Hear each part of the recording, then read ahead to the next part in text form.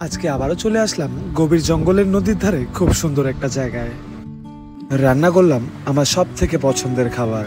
যেহেতু গ্যাস নিয়ে আমার কাছে বানাতে হবে একটা উনুন, খুঁড়ে নিলাম মাটি, বসিয়ে দিলাম 3টা বড় বড় সাইজের পাথর। এই রান্নাটা করতে আমার পেঁয়াজ, রসুন, আদা, টমেটো, কাঁচা লঙ্কা এই সবজিগুলো লাগবে। তো প্রথমে আমি পেঁয়াজটাকে কেটে নিলাম। নতুন উনুনে কিন্তু অত সহজে আগুন ধরতে চায় না, তাই উনুনটাকে গরম করার জন্য আগুনটা আমি আগেই ধরিয়ে দিলাম।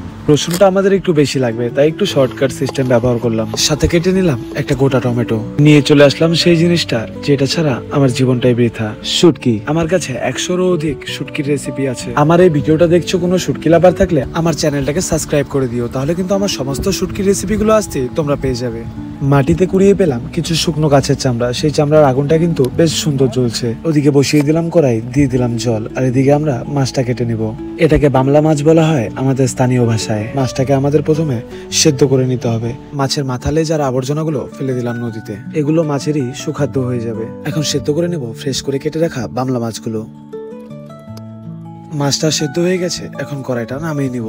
তারপর কড়াইটা ফ্রেশ করে ধুয়ে আবার বসিয়ে দিব, আর দিয়ে দিব সর্ষের তেল। দিয়ে দিব কেটে রাখা পেঁয়াজগুলো। কাঠ আর গাছের বাকল দিয়ে বেশ সুন্দর আগুনটা জ্বলেছে। এবারে দিয়ে দিব ছুলে রাখা রসুনগুলো। পেঁয়াজ আর রসুনটা যেন সুন্দরভাবে মজে যায় তার জন্য দিয়ে দিব পরিমাণ মতো লবণ। কিছুটা আদা কেটে ছোট ছোট পিস করে নিয়েছি। এখন হাবিল দিস্তার সাহায্যে থেতো করে নিব এই আদাটাকে। দিয়ে দিব এখন কেটে রাখা টমেটোগুলো। পেঁয়াজ, রসুন, টমেটোটা একটু কম হিটে মজে গেলে ভালো হবে।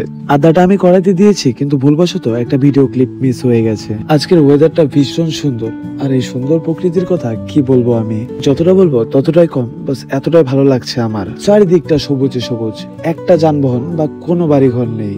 এদিকে পেঁয়াজ, রসুন, টমেটোটা খুব সুন্দরভাবে মজে গেছে। এখন দিয়ে দিব সেদ্ধ করে রাখা মাছগুলো। একসাথে সবকিছুকে খুব সুন্দরভাবে ভেজে নিতে হবে। দিয়ে দিব এখন পরিমাণ মতো কাঁচা লঙ্কা। এই রান্নায় ঝালটাকে একটু অতিরিক্তই দিই আমরা। আরো একটু ভেজে দিয়ে দিব পরিমাণ মতো একটু জল, কারণ এখন আমরা গুঁড়ো মশলাগুলো ব্যবহার করব, আর গুঁড়ো মশলাগুলো তেলে পুড়ে যাওয়ার চান্স থাকে। দিয়ে দিলাম হলুদ, দিয়ে দিলাম পরিমাণ মতো কাশ্মীরি লঙ্কার গুঁড়ো। এখন ভালো মতন কিছুক্ষণ নাড়াতে চাড়াতে হবে, জলটা শুকিয়ে যাবে, তারপরে ভালো মতন একটু ভাজতে হবে। তাহলেই রেডি আমাদের বামলা মাছের বিখ্যাত সেই চাটনি। উফ, কি সুন্দর সেন্ট! এই রান্নাটা দিয়ে আমি অনেক ভাত খেতে পারি। কার কার ফেভারিট এই চাটনি একটু কমেন্টসে জানাও। এরকম 1 হাতা চাটনি পেলে আমার 2 থাল ভাত চলে যাবে। কিন্তু এখনো ভাতটাই হয়নি, ভাতটা আমরা বসিয়েছি মাত্র। আমার একটু দেরি করে আসার কারণে ভাতটা হতে হতে সন্ধ্যা নেমে গেল। আমার একটু তাড়াতাড়ি খেয়ে বের হওয়ার দরকার, কারণ সন্ধ্যা নামতে আর বেশি হলে আধা ঘন্টা সময় আছে। কিন্তু বামলা মাছের চাটনিটা এতটাই স্বাদ হয়েছে যে আমার তাড়াতাড়ি করার একদম ইচ্ছেই হচ্ছে না। মনে হচ্ছে একটু লেট করেই যাব, শান্তি মতন খেয়ে যাব। তো আজকের মতন টাটা। যদি সাবস্ক্রাইব করে থাকেন, দেখা হবে নেক্সট ভিডিওতে।